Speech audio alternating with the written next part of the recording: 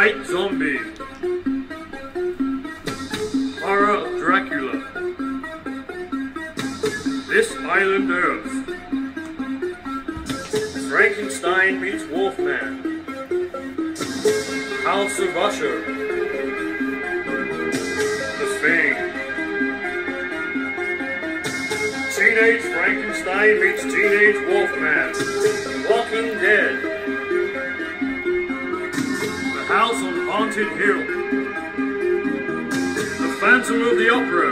Good evening.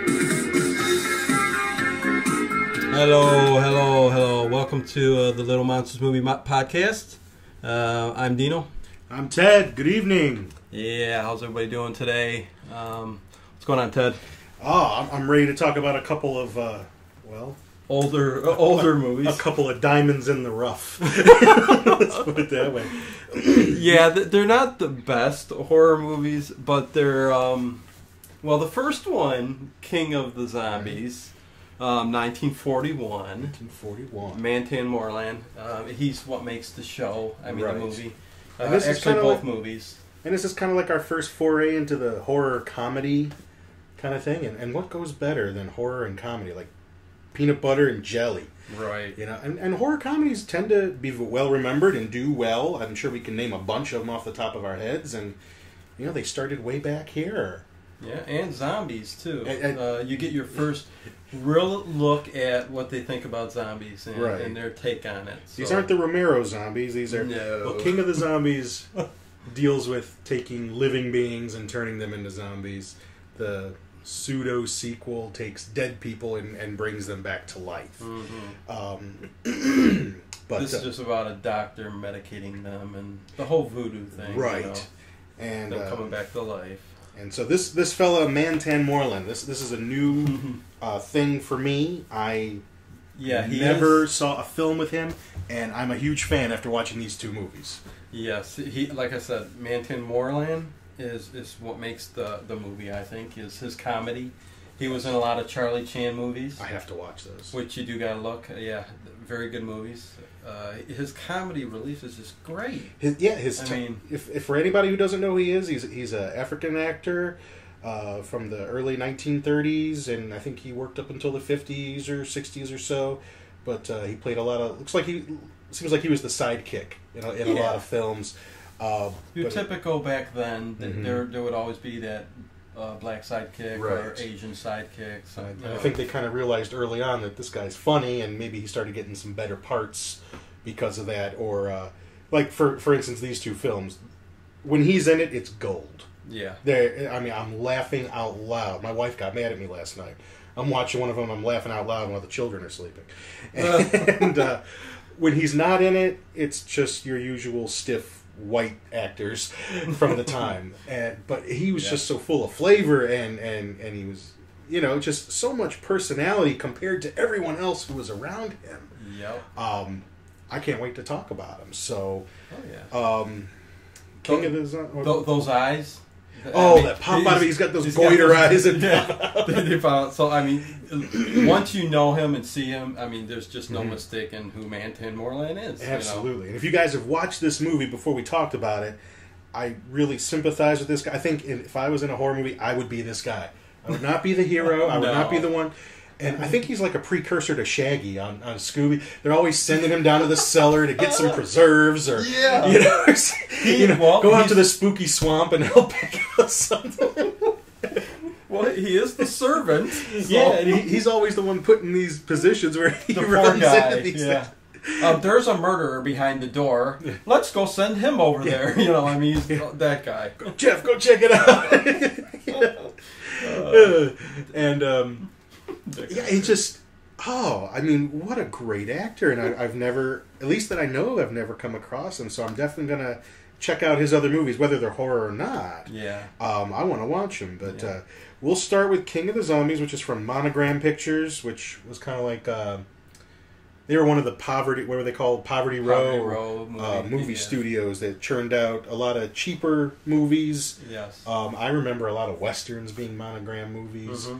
I know the early Charlie Chans were Monogram movies. Right. Karloff did some Monogram films, and I think probably by the 50s or so they were I know it's all incorporated into some other studio now, Right, yeah. but that's just kind of like what they were known for, churning out quick, cheap, usually either horror or kind of action, mystery.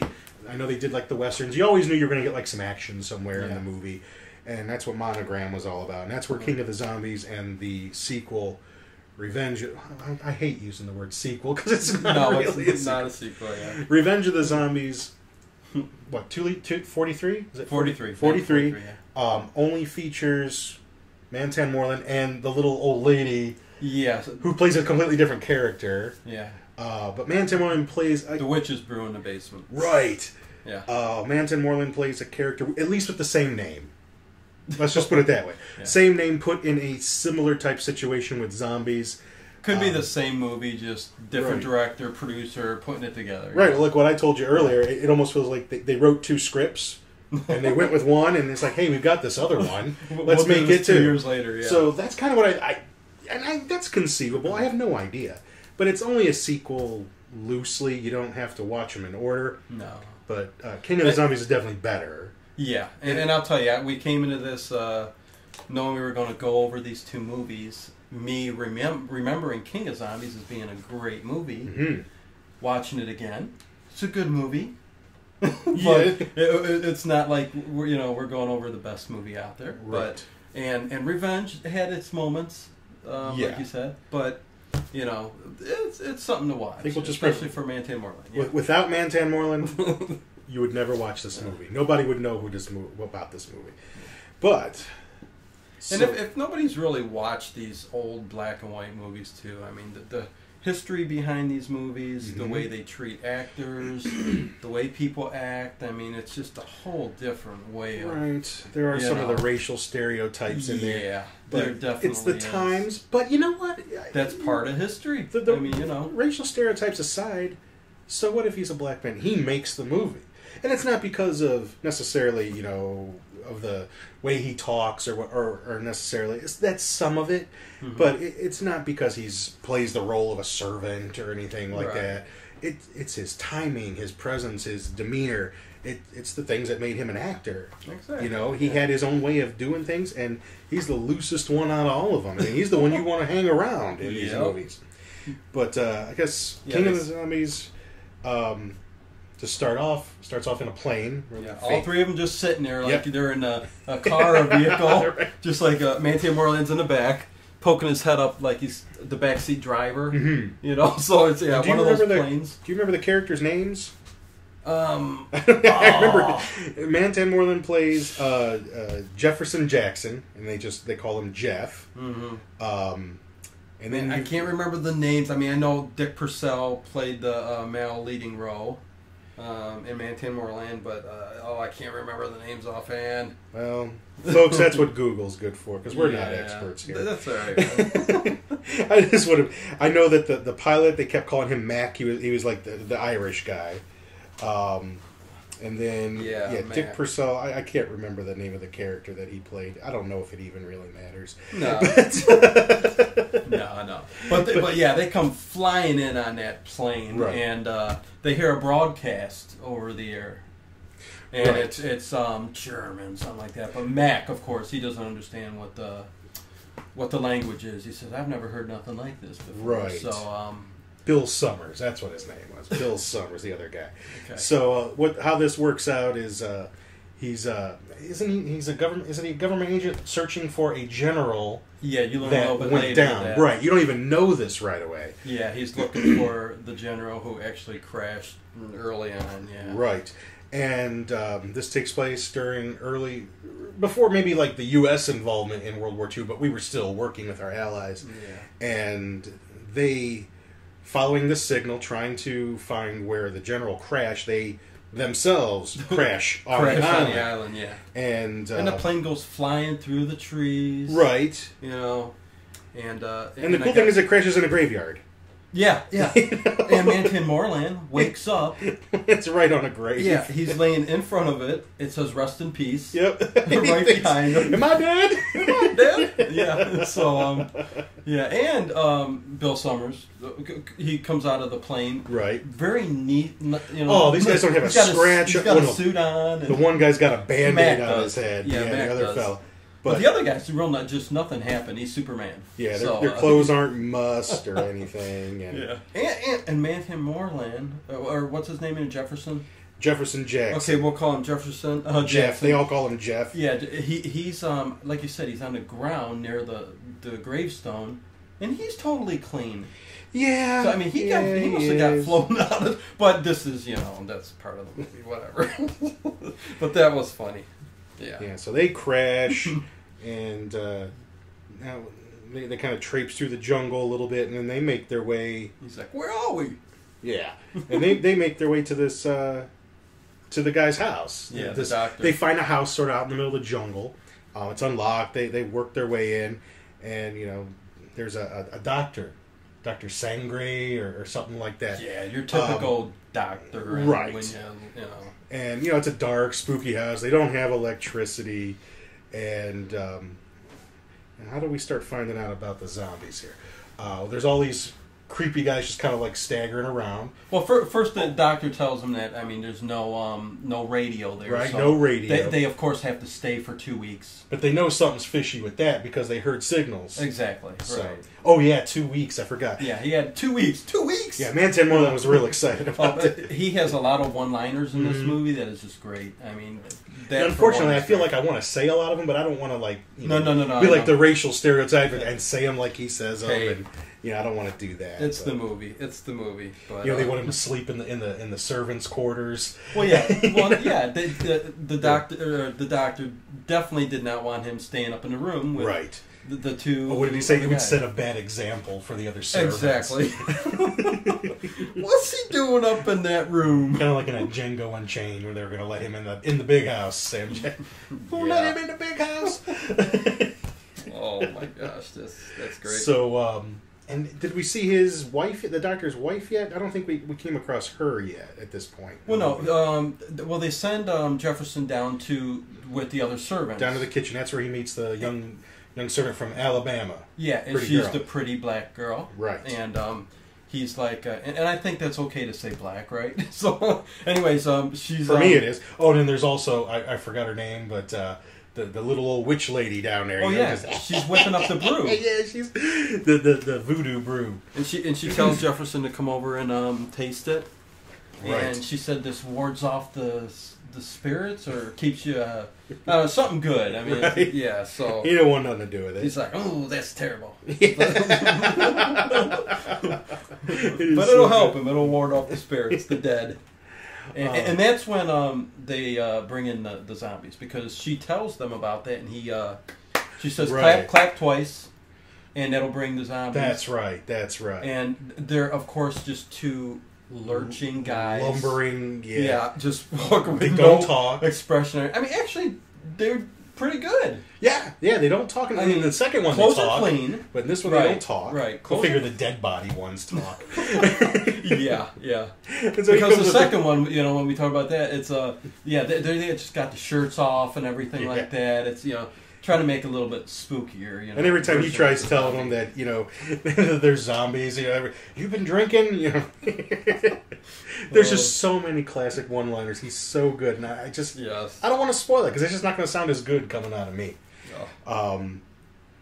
And then we've got. I know he eventually shows them his wife, who is he says like she's got some kind of sickness, I think. Like some kind of a sleeping sickness, and there's is it her sister that kind of looks after her? Yeah, because she says aunt, so that Oh, okay. It's his whatever, like niece. Or yeah. And what we're going to find out through a series of events is that this guy's working with the Nazis, and he's trying to. Even though we haven't seen the general yet, he's trying to get information out of him, and eventually he's going to try to turn him into a zombie to get information out of him. Right. For his Fuhrer, back in Germany. Yeah. And none of these It's guys always have been- German accents. No, You know? and that's one of the things back in these movies back in the 1940s. I think he said he was from Austria. That's it. I think that's Yeah. what he said he was from. They always incorporated that World War II Nazi thing into it. I mean, Stooges did it too. Yeah. I mean, it I guess just was part of the time back then. But there was another scene in there too where I just have to bring up where the doctor brings the two, Mac and Bill Summers, their drinks, glass of wine. Yeah. And Jefferson goes to grab off of the thing. And, And he says, "Oh no! I mean, there's no glass for him, nothing." He pulls he's it a away. servant. So I mean, it's just so the racially biased scenes in this. I saw that. It's just he went to go reach and he pulled it away and took it for him. Yes, that guy was very racist. That doctor, I'll tell you that much. Well, but I know it was the times. and that's the thing. You have to look back on it with different eyes. And, No, right. It was a different era, different time. It's pretty sad when I have a Little Rascals DVD box set at home and it says for the adult collector, not intended for children on the back. Yeah. And when you look at it with adult eyes, I mean, we might, we'll probably talk about some Little Rascals eventually, but when you look at it with kids' eyes, it's different than when you look at it with adults' eyes, and I'll save that for another day. I guess. Yeah. So, so Mantan, he's down in the servants' quarters. He ain't getting no sleep. There's zombies. He's got the candles there. Right, he's going back upstairs. Can't I sleep in here with you? Well, she said the witching hour, remember? That's right, the witching hour. So, in the witching hour is when the zombies come out. So, or at least, head back to the cellar for some reason because they wake him up. That's right. And he's like, he just gets the bolts out of there. And so he's sleeping on the couch in his master's room. Yeah. And he sees that doctor's wife, like, literally come through the wall. She goes over by him. I don't think she takes anything or anything like that. And then she kind of turns around and goes back. Yeah, she went to go grab him and don't know what she was going to do, but he turns and she like pulls away and walks away. Okay, but, yeah. And during all this, nobody's believing Jefferson. No, he's telling everybody, there's zombies, there's a girl coming out of the wall. Nobody believes him. Nobody believes him. And the guy, he's sitting there, he's banging on the wall, he's trying to find it. They can't find where it's a secret passage, folks. That's what it is. So they get their candles, they get Mac, and then they decide they're going to kind of start looking around this house a little bit, see what the hell's going on. And that is getting a little fishy, Bill Summers says.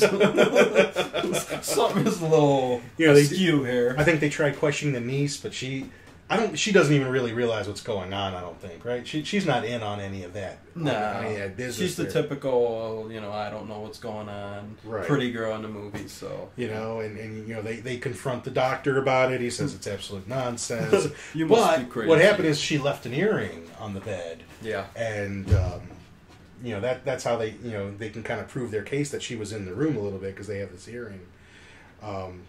They try to salvage it the next day. They try, when the daylight hits, they try to salvage the radio, which was a no-go. What did because didn't they tore it up or something? He sent somebody out there and it was like taken out, or they show like a bunch of loose wires and things like that. I think he sent the zombies out there and they messed the radio up. Right. Yeah, they messed it up in the plane. So I have to tell you though, when Jefferson was down there too and started talking before those zombies came to the young girl down there. Yeah, remember them telling him? They said when the zombies do come, they like to eat especially dark meat. Remember that? Yeah. So I mean, just to scare him a little bit more. And he said, "I got a date with a dream." The guy just had so many one-liners in the movie, man. Absolutely. Anyways, go ahead. What else do we learn? We learn that the niece, although she doesn't know about the doctor's Nazi connections, her aunt's husband, she does suspect that he's done something to her. She smuggles a little book about, I think, hypnotism out of the room, and she's trying to find some way to sort of break the spell. We do see the doctor kind of, shortly after that, he's sneaking off through one of those little secret passageways. Yeah, and here's where we've got the general, where he's got the general prisoner. He's got his zombies down there singing beating the their drums, kind of music going on, and the little witchy woman's down there, the old woman, doing her little, thing with the hand. And, And, the two lurching zombies in the back, just, I mean, unreal. I mean, the way they just lurched over. I mean, the whole movie. I mean, just walking so stiff and so, yeah, good zombies. Oh, good. Yeah, cream of the crop. Oh, let's see. And what happens next in this movie? Well, they go looking for the radio because they hear generators, right. don't they? That's right. And, that's right. They go looking for searching for that. Yeah, so they're like.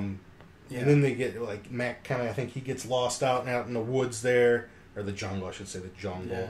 Well, Mac goes and says, I'll go look for it once they're out by the plane. And then... and he'll go get information out of the girl. Right. Because, he's the leading guy, and she's the pretty girl. So he'll get some info out of her. Right. And all he gets out of her is, that what she thinks is going on. So they do end up finding... Now, what happens to... I'm trying to remember here because I watched this several days ago. They find Mac. He's dead. And they have... Did they show us how he died? Folks, I did watch this movie.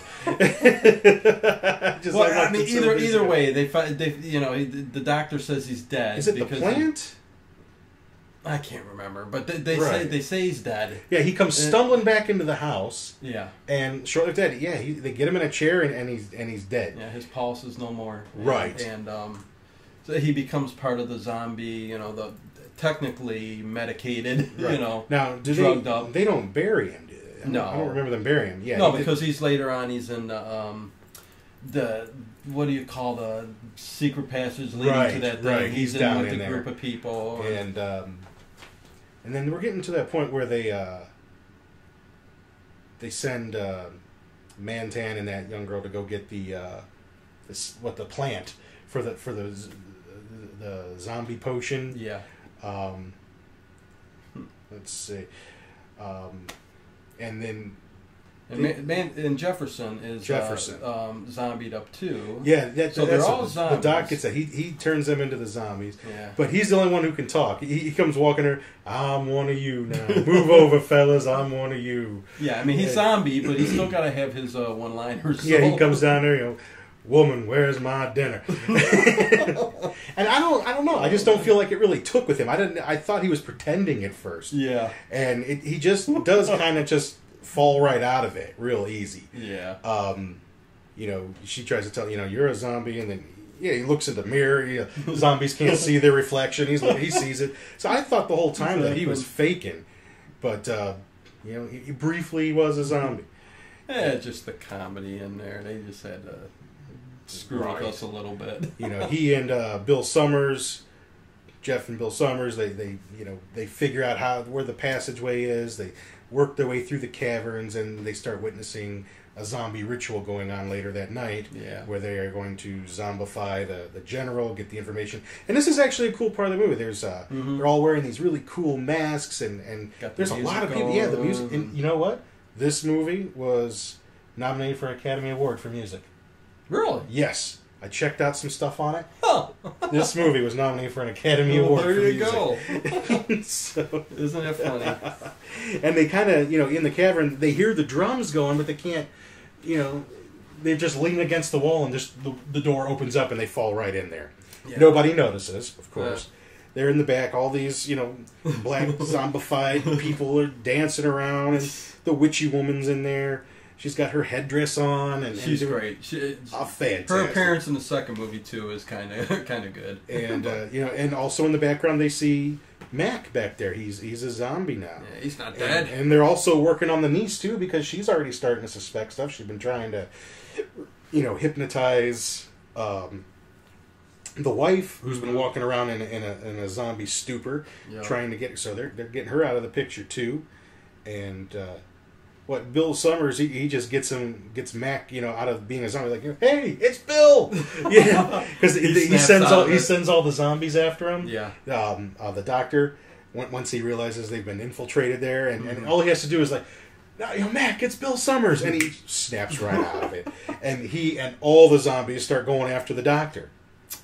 And there's like that's how easy it was. Yeah, really, it didn't take much. No. And there's like a little fire pit or something back there, and they all just kind of keep walking towards the doctor, and he eventually just falls in the fire pit, and that's and that's the end, right? And they easily enough, and they kind of realize who this guy was, who he was in league with. Mantan didn't have anything to do with it. He hid the whole time. Oh yeah, heck yeah. And it's really like at the very end. Yeah, I don't believe in those spooks. And it's really at the end, the general.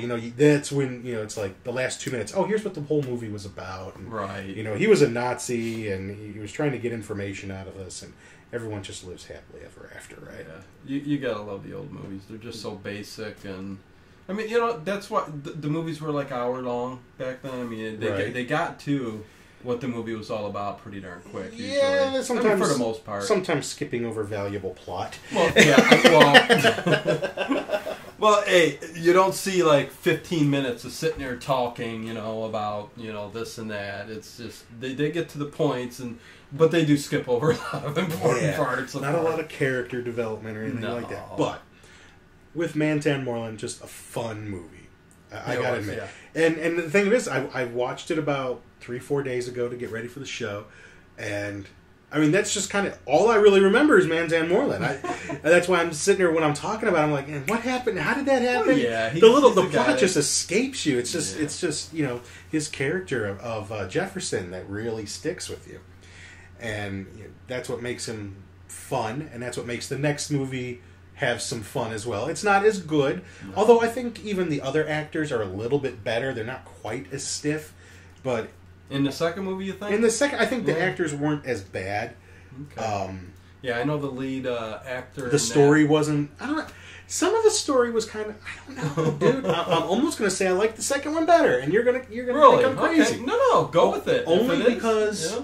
It had John Carradine, Revenge of the Zombies, 1943. John Carradine, who was an alumni of some of the Universal monster movies. He played Dracula.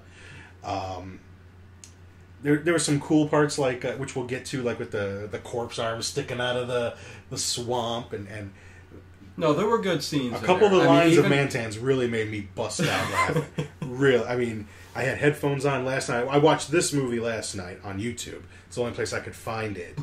And this one's hard to come by, but I'm watching it, and the kids are in bed, and I'm just cracking up, and my wife comes in there and yells at me. Like, I can't help it. What are you laughing at? It's so fun. What were the lines that you remember from the second movie? My favorite was when the zombie's got his hand on him. They're going to take him somewhere, and he says, "Oh, I forgot something." and the zombies can talk, and so he's like, "What?" Or he said, "I forgot something at home." I'm like, "What?" "To stay there." Oh my god! It's just stuff like that. Forgot to stay home. Oh man! Or that one part, like when he's and we're going way out of order here. I'm just talking to Dino here, not you guys. And, when they go in the house at the beginning, and Jeff's waiting in the car, and they flash back to Jeff. He's out of the car. He's just doing a little dance.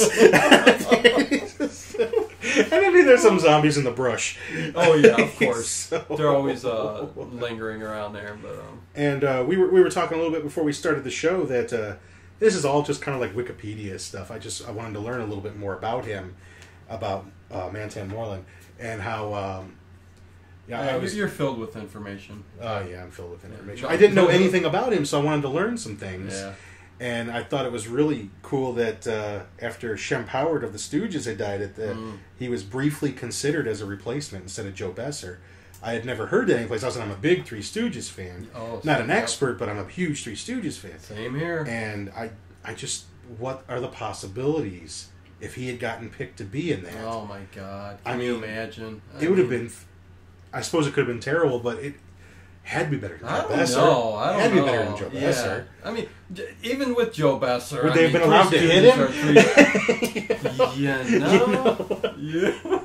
Would they have been allowed to smack him? I don't know. You know what? The stereotype was still there. Yeah, though, I guess they towards the end of that. They probably would have hit him more. Three Stooges. Larry would have got a break. But that would have been awesome. Just think the folks. Him. And I think he would have been cool in that. If they would have let his hair in the back grow a little bit longer, Mantan Moreland, he would have been the Black Larry. Yeah, you could have had Because some hair to grab onto. And, You know, he's bald on the top there a bit, and I mean, right. that that bit of information you told me about that would have been just great, man. Just something that when I was on a little break at work today, I got to I read up on him a little bit just so I could have something interesting to say today, and nothing beat that. Oh my I mean, God. if he could have been in the Stooges, what a great, But the long line of history, stuff that could have been. I know. And then what I also kind of stumbled across is that Mantan Moreland later on did some comedy records. We were listening to some YouTube clips on here, and they're kind of nasty. Yeah, and, adult theme. Yeah, definitely. adult theme, not for the kid. The movies are for you can watch with your kids, but Yeah. but the records you can't, and they're a lot of F-bombs. YouTube a couple of his clips.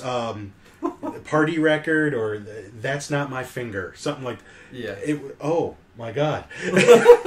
I'm watching. It's worth the listen, that's for sure. Especially the part about the mashed potatoes. But funny. I mean, funny stories. I don't know if they're true stories or not.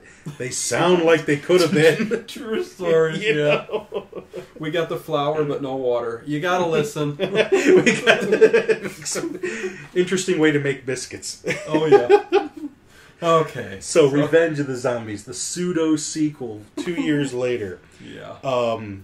Just starts off, it's a dark, stormy night. Of course it is. And there is this big black zombie in this movie named Lazarus. I think both of them have one named Lazarus. I think the first movie had, the big one was named Lazarus. Yeah. But this guy was in charge. Right, so he was like the leader. He was the head zombie. Yeah. he would give out the orders. So. And they had this weird call that they could call the other. How did it go? It was like, woo! I mean, that's all it was. Yeah. Woo! And they were just. It ain't going to be no more complicated than and that. so he goes out there, he does that woo thing, and these graves start opening up and people climbing out. They're zombies already. And whereas in the first film, people were turned into zombies by voodoo ritual, and this one, it's actually done like with a medical. We don't really get any. We're not privy to exactly how. Yeah, but a little different. But he's doing a medical procedure on the dead to bring them back to life. Yeah. When the zombie does appear, it is kind of a little bit more creepier version of it coming out of the coffin. Yeah, the coffin. Yeah, you see like a mausoleum kind of thing, and you go inside and the coffin. And he rips his shirt off. Mm-hmm. Like he doesn't need that no more. He's a zombie now. No shirt. Zombies don't need shirts. Get human flesh. But I don't think they do that. But I mean, But yeah, they're popping out of the coffin there, and. They all like congregate. Come to the leader, and they have like that march. They all do that. They all have this really lumbering legs, like they're soldiers or something like that. Right, zombie soldiers. And then we start meeting our heroes of the story. Yeah. It switches to another scene where a car pulls up to a house. It's Mantan Moreland driving, and there's two fellas in the car. Mm-hmm. And again, folks, I just watched this last night. I don't remember their names. No. But one of them is the brother of this mad doctor's wife who is doing these experiments, John Carradine, who's doing these experiments to create zombies. Another one is his detective friend. And they go to visit a doctor friend who informed them that his sister had passed. Because evidently they live with John Carradine in this jungle. Actually, it's not jungle. It's like down in Louisiana. Right. Right, because they mentioned New Orleans bayou. And stuff. It's down in the bayou country. Yeah. And they were pretty isolated. No phone. Or they did have a phone, but they didn't associate with anybody. They were pretty much to themselves at their home. Of course. It's not an island, but it is out of the way. Their doctor friend who's informing them that his sister died is very suspicious of the circumstances. He's told like her symptoms and that it was heart failure, but he says there's no heart failure condition that he knows of where you're very fatigued and then you slip into a coma. Right. Yeah. I don't know. That could be. I don't know. Who knows? So they'll say whatever they got to say. So they're going to go to the house to pay their respects, check out what's going on here. They're both very suspicious. Yeah. And you gotta love all the people with their shirts off. Just God, yeah, a lot of topless Male that shouldn't zombified, old men. A lot of them look like I would look like if I didn't have a shirt on. So, oh man. Yeah, so then we get to see like the doctor's house. The next scene in the film is, of course, he's got the doctor's lab. Oh yeah, he's got his lab. He's got his mask. I don't know why he's got a mask on. Yeah, he's not doing surgery. He doesn't want to smell what he's making. I don't know. But his plan is that he's going to zombify his wife. And again, guys, we find out a little bit sooner in this movie, but he's a Nazi as well. Yeah. And he's trying to, they're always Nazis in the 40s. Right. And what he's trying to do is create an army for the Third Reich that doesn't have to be fed, is resistant to bullets. I mean, as long as their brain's intact, they're going to keep getting up and walking. Yeah. So that's what he wants to do. Although, you know what? Cool camera. They lumber very, very slowly. They're not going to be real good at like dodging landmines and things like that. No. But I mean, there's an almost endless supply of dead people. But you can run a mile ahead, sleep for the night until they march up to you and get you. But anyways, yeah. Right. And so they show the doctor kind of doing. They don't really explain what he's doing. He's doing some kind of little procedure on her. It looks like he's injecting her with something. He's flipping lots of dials. Electricity. He's got the machine that goes bing. And I don't know what he's giving her, but he's doing something that's going to make her a living dead. She's already dead. She did die. Yeah. And what their doctor friend, suspects, he suspects poison. That's what he told them at first. So, I think I don't know if did they ever come right out and say that he poisoned his wife to kill her so that he could bring her back as a zombie? I don't recall that. I don't think so. I'm not sure. Yeah. But I think that's what we can assume. Yeah. So, our heroes, along with Mantan Moreland, are going to go to this house out here, and which isn't far away because this doctor friend lives in the same area. Yeah. These fellows have traveled there. And I think they're from like New York or something, because Mantan's always asking, "You from New York?" Yeah, because like a zombie comes up to him in the car, "You from New York?" He's from New York. He's always driving that. And this is the part where my favorite part. He's waiting out in the car while everyone else is in the house talking, and he decides to get out of the car and just do a little dance, sing a little song. And there's a zombie out in the looking at him. What is he doing in the brush? You would love that zombie just crack up laughing. And I love his scream. It's always, "Wow!" Which I think is where James Brown got his thing from. Oh, geez. You know what? You might be right. Because he does it the exact same way. Wow! He's got that scream, man. He's great. He absolutely is. Yeah. So, they go to this doctor's house and they've decided ahead of time they're going to be a little sneaky. The two fellas, the brother and the detective, are going to switch identities. The detective is going to act like the brother so that maybe he can ask some more probing questions or something like that. And then the brother is going to act like he's the detective. I don't think they even mention he's a detective. He's just a friend. Yeah, interesting technique. Yeah, I don't really see how that all matters that much, right? But yeah. So, and Mantan's there. They kind of shuffle him off to where the servants are. Again, we come across the little old lady from the first film. She plays a different character, not an evil character in this one. Although she's involved in helping make, the poison and stuff that this doctor uses. I don't think she really realizes what it is she's doing. Yeah. So, they want to pay their respects to his sister, and don't they find that she's in the casket at first, but then isn't she gone after that? Like they go in there, they see her. The doctor's got his little secretary that works with him, and they're questioning the doctor a little bit before they go in to pay any kind of respects to the sister. But there's that part where I remember the old lady walks in there and there's no one in the coffin. Yeah, I can't remember. I'm not sure. I believe she was... This one I did watch a little bit longer of a time, the other one, the first one I watched actually last night. Okay. They like the leader of the zombies, too, though. The leader guy. He looks kind of like Don King. That's what I was going to say. The hair sticks way up. It's way up, yeah. So it goes into a whole thing of like a missing body. Because they go in there, the body's there, The old lady goes in there. The body's not there. Mm-hmm. The doctor goes in there. She's back in the coffin, and she actually rises up. So everyone is really suspicious about what's going on here. Mantan, he gets taken by that head zombie. This is the part of the movie where I tell you about where he says, I forgot something. I forgot to stay. I forgot something at home. What? Because he's to stay home. Yeah, because he sees them all digging graves. Yeah, they're all digging the graves. It's like a scene out of The Burbs when they're digging up the Klopeks in the backyard. The Klopeks. Right, and he's trying to tell everybody what's going down. That there's zombies. The doctor and this doctor, I forgot his name. Doesn't matter. Yeah, it doesn't matter. Right? John Carradine. Yeah. There's two doctors in the movie. John Carradine, emphatically denies it.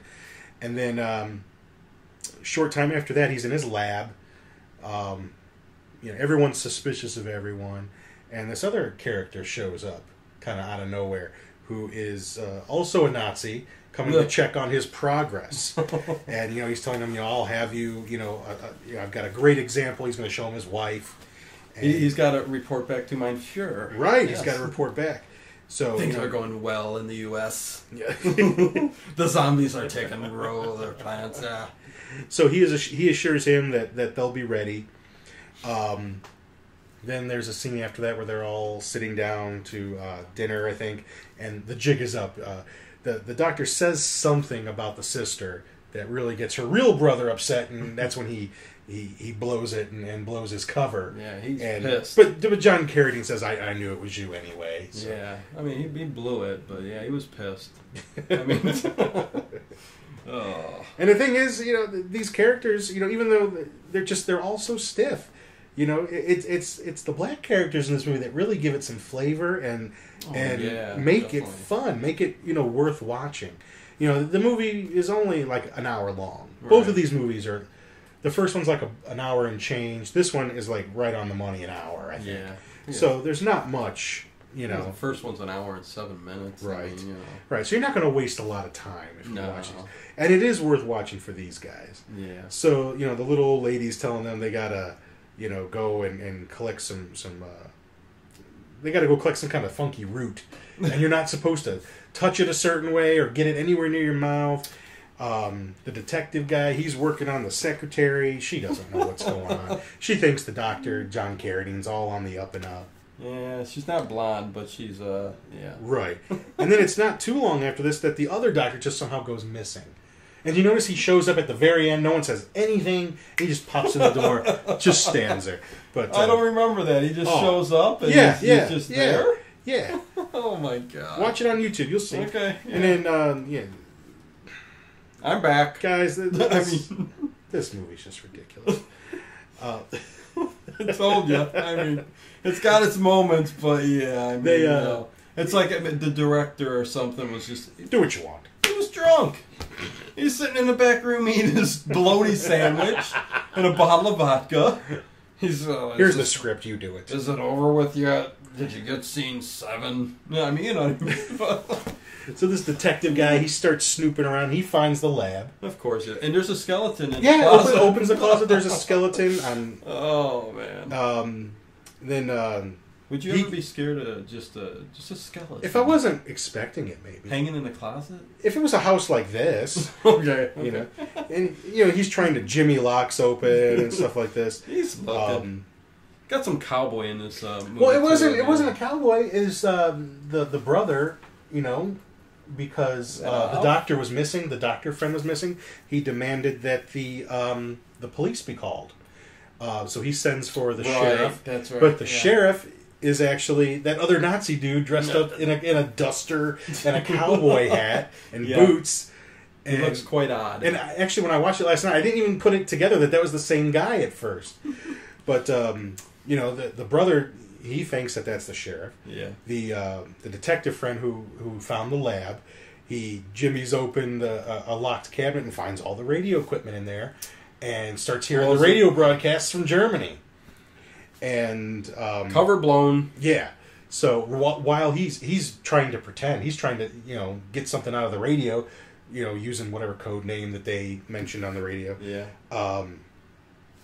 John Carradine. And the shirtless zombies come The marching in shirtless after zombies, the Nazi sheriff, they all come in and They they catch him in the act. And these zombies have some force to them once they get you. Yeah, for dead guys, I mean, you know, they take him. They're gonna they pull his pistol out of his pocket because he's a detective. Of course, he's got a gun, and they tie him up and put him. They take the skeleton out of the closet, and they tie him in there. And because there's not enough room in there, right? With the skeleton and him. Mantan, you know, he's pretty much delegated to the kitchen. Yeah, he's got a cook. Yeah, you know, he's the driver for these guys, but they send him to the kitchen to help the ladies. They ask him to go down in the basement and get some strawberry preserves. He's also sorry. Go right ahead. He's also the cab driver in every Charlie Chan movie. Does he tag along with Charlie Chan? Oh yeah. He's like his when Charlie Chan comes to town, he's his personal cab driver. So would you say that is Mantan Moreland in those movies like a lot? Oh yeah. Is he? Oh yeah. Okay. He's the comic relief, and so is the number one son usually, which was played by 3 different characters. Right. But I know nothing about Charlie Chan. I know you're a big fan, so maybe we can even touch on some of those movies sometime. You know, yeah. I think there's a couple spook ones that we could put in here a little bit. Fantastic. So yeah, definitely. I'd like to do that. So Mantan's going down to get the preserves. He hears the detective guy in the closet trying to bust free. He's trying to get out of his ropes and gag. Mantan comes in there, lets him out. You know, and the guy's nice. He even hangs the skeleton back in the closet. I'm glad it's not me.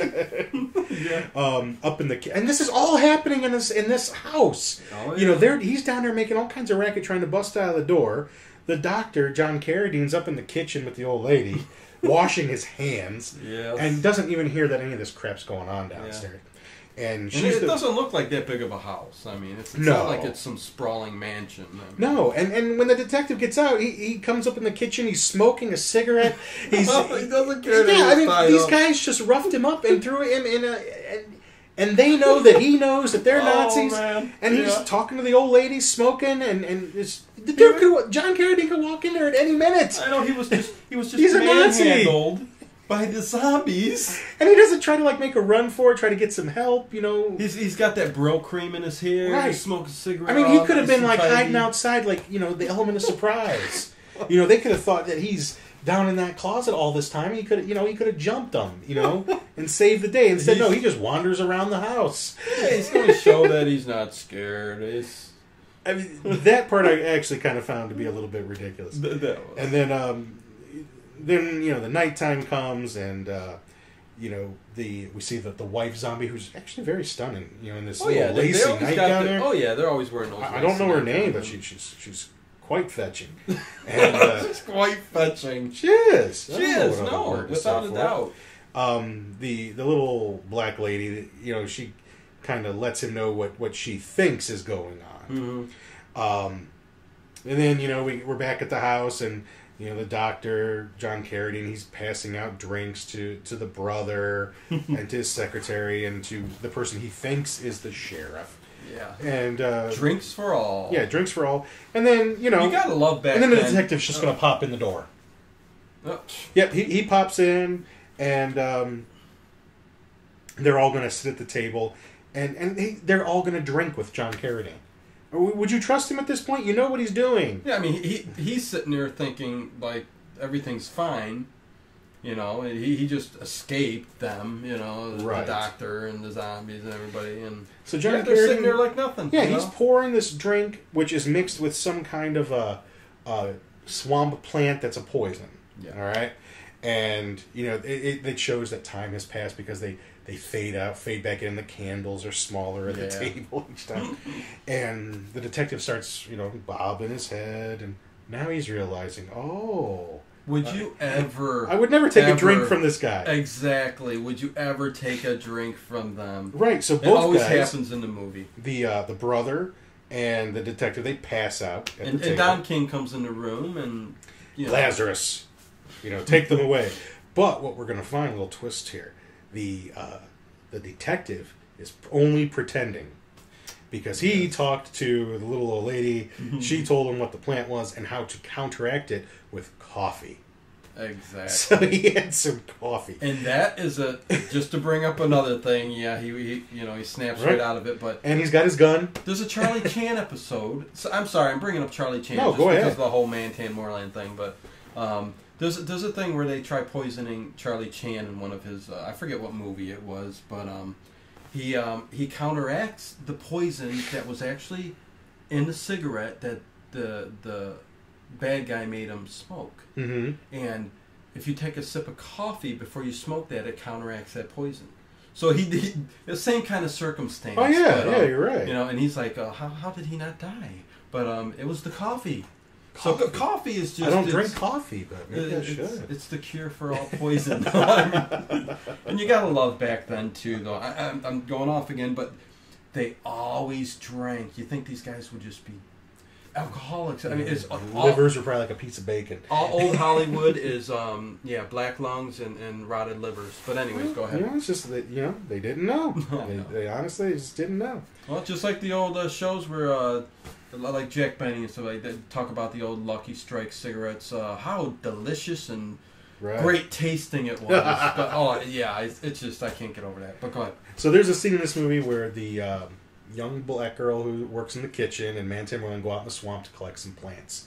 Mantan Moreland sees an arm sticking out of the swamp, freaks out, runs away. He brings him there later. Mind you, their doctor friend is still missing all this time. We never know where he is. It's not his arm. No. But, the arm is gone. Arm is gone. And later it's found in the trunk of his car, of Mantan Moreland's car.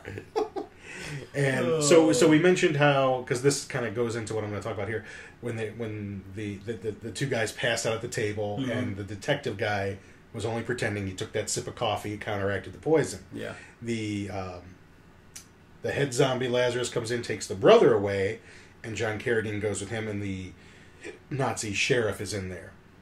Our detective hero pops up with his gun, and the Nazi hero... not the Nazi hero. The Nazi hero. Sheriff just reveals himself to be an American agent who he's the one who took care of the Nazi guy in the swamp, and that's whose arm was sticking out of there. And that was before he reported to John Carradine, so John Carradine didn't know who to expect. So it's actually been an American agent this whole time. So they're going to go downstairs to the lab to save... the brother of John Carradine's wife in this movie. So they gotta bust. There's like 3 minutes left in the movie, and they gotta bust down there. They tell Mantan, go find an axe, and he's like, that's the best thing you said all day. Because he feels a lot better to have an axe in his hand. And boy, he just went chopping at that door. Yep, they chop the door down. Here's Johnny, and John Carradine. The jig is up. The detective guy, the American guy, they're all pulling the pistols on him.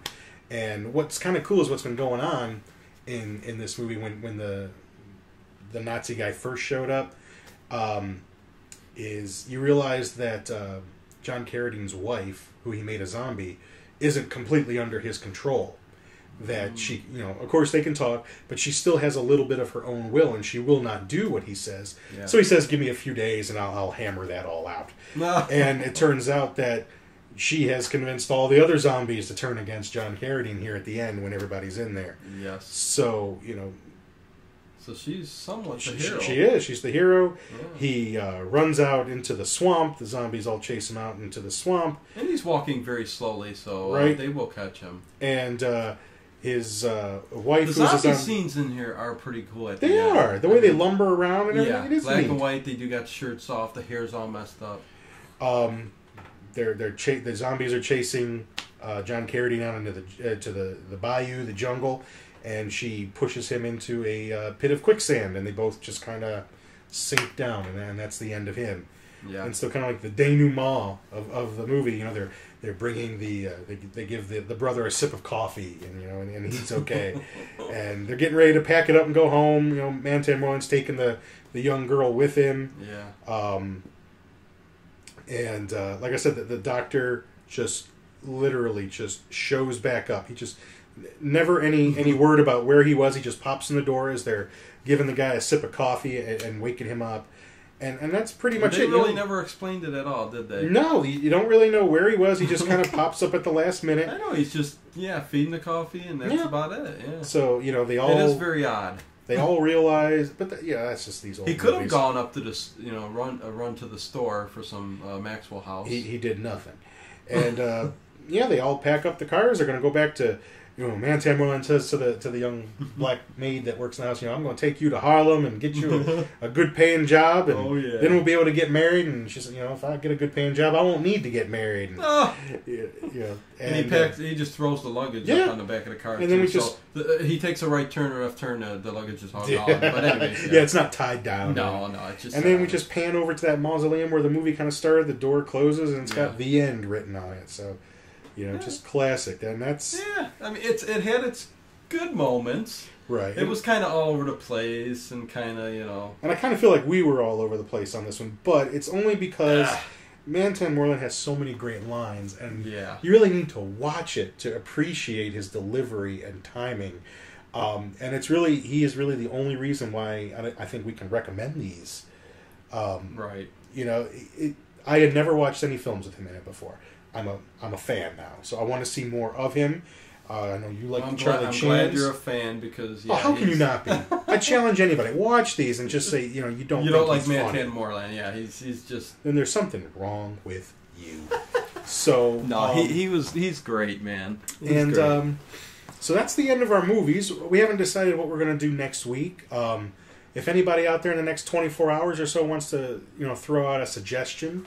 We've got plenty lined up that we want to do, but we also want to take requests if we can. Yeah, please let us know. Feel free to go to our Facebook page. Everything is the Little Monsters Movie Podcast. So if you go to Facebook, it's there. You guys could post anything. Give us ideas on something. There might be an obscure movie we don't know about that might be really cool for us to go over and talk about. So we would love for you guys to let us know. But if you don't, we got plenty lined up. Oh, so yeah. There's no shortage. How can you not? Yeah. But if there's something you'd like to hear our thoughts on, and we'd be happy to do that. Definitely. So we'll probably post in the next 24, 48 hours what our next movie will be so you can be prepared and do your homework. Yeah. It seemed like everyone last week liked the Hammer reviews we did. I'm a big fan, so I've got lots of other Hammers that we could do. We're back and forth on a lot of different. I mean, one week it might be totally different than what we did the next week. Like you said, we were even thinking of doing some of like the Little Rascals spooks. Right. I definitely want to do like a show with just like comedy shorts. A few Little Rascals, maybe some old Laurel and Hardy, Three Stooges. There's Buster Keaton's, Harold Lloyd's. Oh yeah, that would be awesome, man. Things like that, just to talk about the silent actors a little bit, and especially Little Rascals. I grew up watching them, and there's quite a few that have ghost themes or haunted house themes. Yes. There's a few with the Stooges. One of them is a 3D one, I know. And Buster Keaton has a haunted house one, and he's fun because he was always the stone face, and his thing was he didn't emote. Right. So it's always interesting to see his reaction to things when he can't show emotion. That was his character's trait. Yeah. So, that's something that we've got planned. We've got all the classics that we still got to do, and oh yeah. So we will, if we don't hear a suggestion, we'll pick something in the next 2 days so that you guys will be ready and so that we can be ready. Heck yeah. And I don't know, anything else? Any other big news on the sites or? No, that's about it. I mean, I would really love to hear from some people, even on iTunes. Leave a review if you're listening on there, because it helps us out too. Absolutely, we want it to be good for you. Yeah, and you can find us everywhere. We're on TuneIn Radio now too, so I know they're kind of a big time. Their apps on the iPhones and Androids and stuff, and Stitcher Radio. You're the techie man. I don't know any of that Twitter. stuff. We're on there, but Twitter is it's Little Monsters. So. Yeah, but our logo, that little face, is everywhere. So, yeah. Other than that, I think that's about it. Okay. And, I think that good was a show. Good man. movies. These were Dino's picks. Yeah. So But make sure you point that out. Right, Yeah. but just for the introduction to Mantan Moreland, I am appreciative, so thank you. Of course, yeah. And I'm sure we'll be doing the more popular, definite, great shows. We'll be throwing it all over the place. All right, yeah. I mean, gotta maybe a little... I don't know. I don't know if I want to jump into Little Rascals just yet. I got to dig into that. Yeah, but we talked about Wicker Man. We talked about, maybe some more Hammers, or we got Fearless Vampire Killers on the horizon. Comedy of Terrors and comedy. We haven't touched on any Vincent Price's, and I love Vincent Price. So, a lot of stuff we can do. But, definitely. All right, till next week. Okay, man. Yeah, it was a good show. Oh. Later. Catch you guys later.